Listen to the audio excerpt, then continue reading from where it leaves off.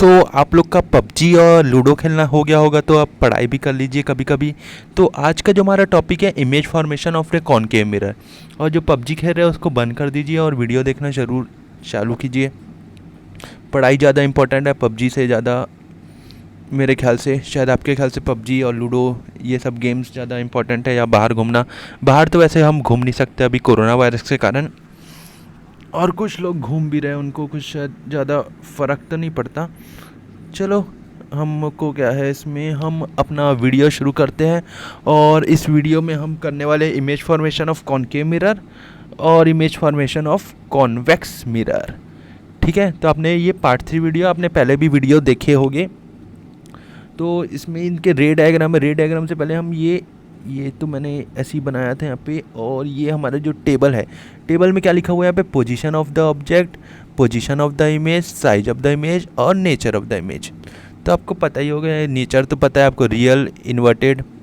Inverted यानी उल्टा हो जाता है, इरेक्ट मतलब सीधा होता है, वर्चुअल इरेक्ट जो लिखा है, वर्चुअल यानी वर्चुअल जो मिरर के पीछे साइड में बनता है तो उसको वर्चुअल बोलते हैं। तो सबसे पहले जो कंडीशन लिखी हुई है यहाँ पे, एट इन्फिनिटी। एट इन्फिनिटी में जब अपन अपना ऑब्जेक्ट रहता है तो इमेज फॉर्मेशन कहाँ पे होती है, फोकस में होती है। ठीक है, और इमेज की साइज कैसे रहती है, हाईली डिमिनिश रहती है और रियल एंड इन्वर्टेड।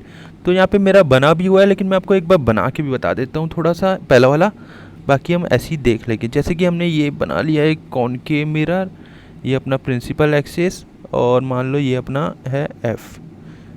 मार्कर को थोड़ा सा छोटा करने का ऑप्शन है इसमें, शायद ये रहा, साइज छोटी कर ली हमने, ये रबड़ से मिटा लिया।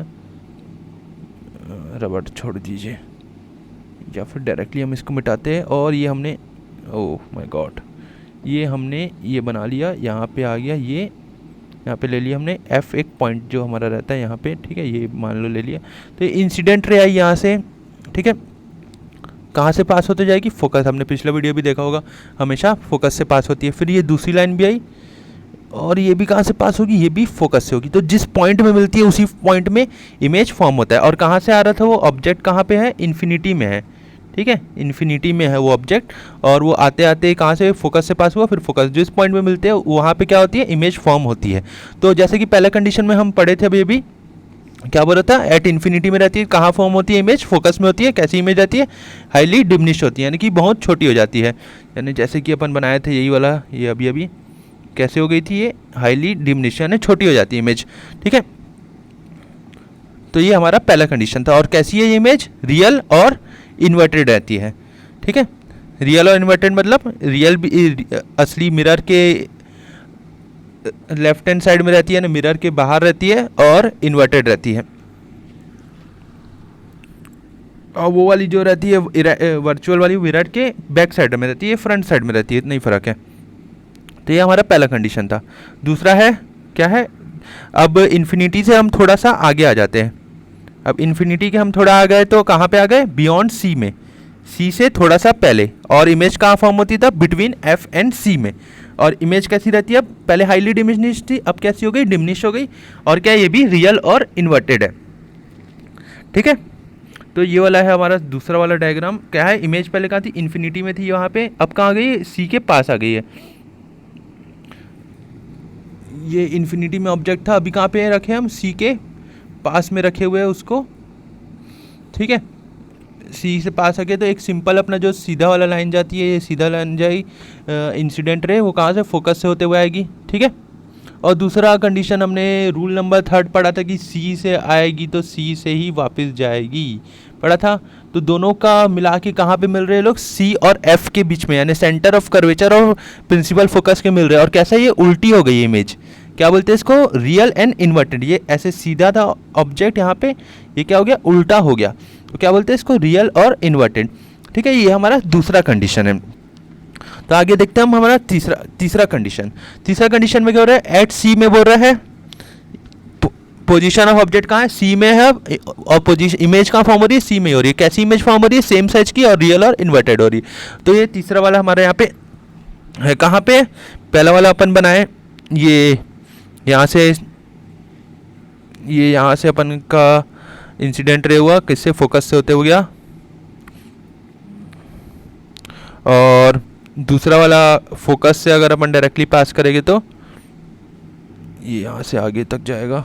एक मिनट, ये पहला वाला ऐसे गया और दूसरा फोकस से पास कराएंगे तो ऐसे यहाँ से सीधा जाएगा। तो कहाँ मीट कर रहे हैं? यहाँ सी में ही मीट कर रहे हैं। और लेकिन कहाँ मीट कर रहे हैं? सी के नीचे साइड में। और क्या है ये? रियल और इन्वर्टेड, यानी उल्टा हो गया। ऑब्जेक्ट कैसे था? सीधा था, और ऑब्जेक्ट क्या हो गया? अब उल्टा हो गया। तो ये हो गया हमारा रियल और इन्वर्टेड। और साइज कैसा है? सेम साइज आ रहा है। पहले वाले में क्या था? हाईली डिमिनिश्ड, फिर डिमिनिश हुआ, फिर अब सेम साइज आ गया। अब समझ आ रहा होगा आपको कि वो पास पास आते जा रहे हैं। अब अगले बारे में क्या हो रहा है? बिटवीन सी एंड एफ में अपने ऑब्जेक्ट को रख दिया। अब और इमेज का फॉर्म हो रही है बियॉन्ड सी में हो रही है अब। ठीक है, हमने कहाँ रखा है ऑब्जेक्ट को? अभी बिटवीन सी एंड एफ के।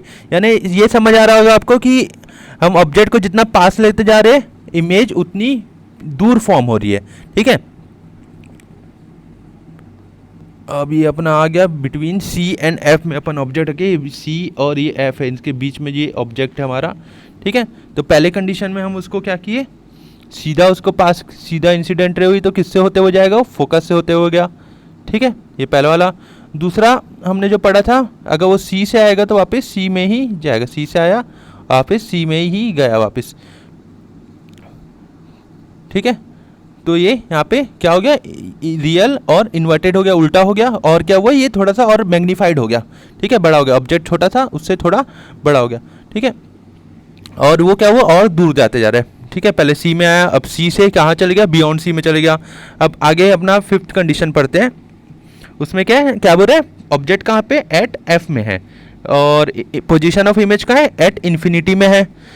ठीक है, और कैसा होगा? हाईली एनलार्ज या फिर हाईली मैग्नीफाइड बोल सकते हैं, और रियल और इन्वर्टेड रहेगा। तो ये रहा हमारा फिफ्थ कंडीशन। तो कहाँ पे रखे अपन ऑब्जेक्ट को? अब एफ में रख दिए डायरेक्टली।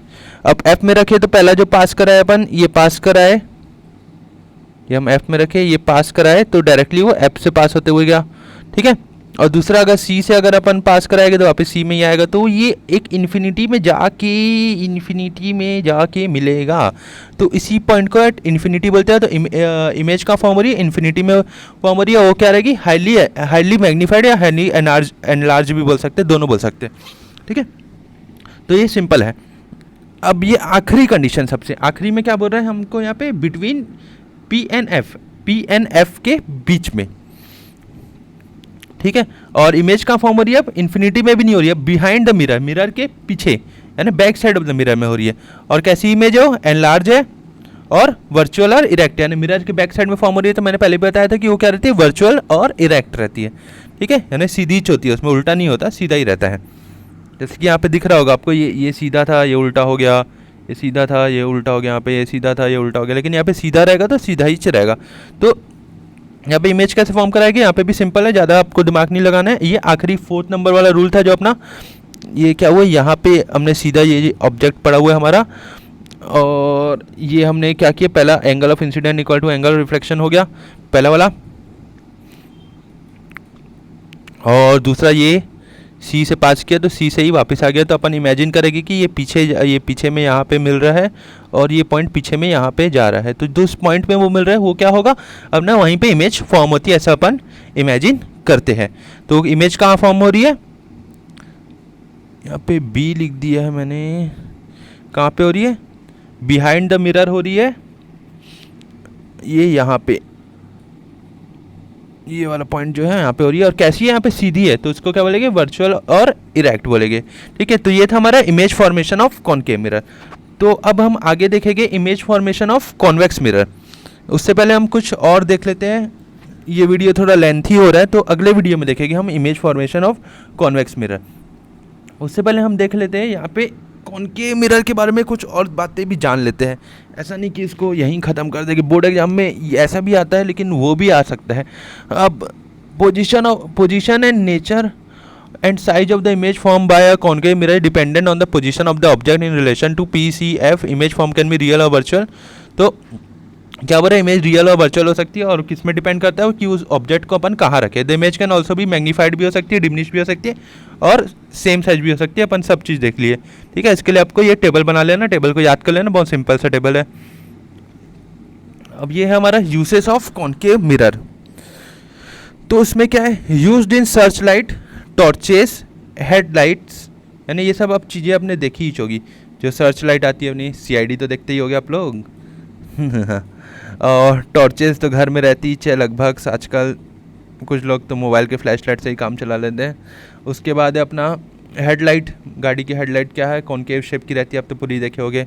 अब the vehicle also used in shaving mirror. Shaving mirror जो रहते हैं अपना, ज़्यादातर प्लेन मिरर में ही आजकल काम चला लेते हैं। अब डेंटिस्ट जो यूज़ करते हैं to see the large image of teeth other use in solar furnace, इस सब में यूज़ होता है हमारा कॉनकेव मिरर। तो इसके बाद हम अगले वीडियो में देखेंगे image formation of convex mirror. तब तक अगर आपको वीडियो पसंद आया तो सब्सक्राइब करिए और अपने फ्रेंड्स के साथ ज़रूर शेयर कीजिएगा।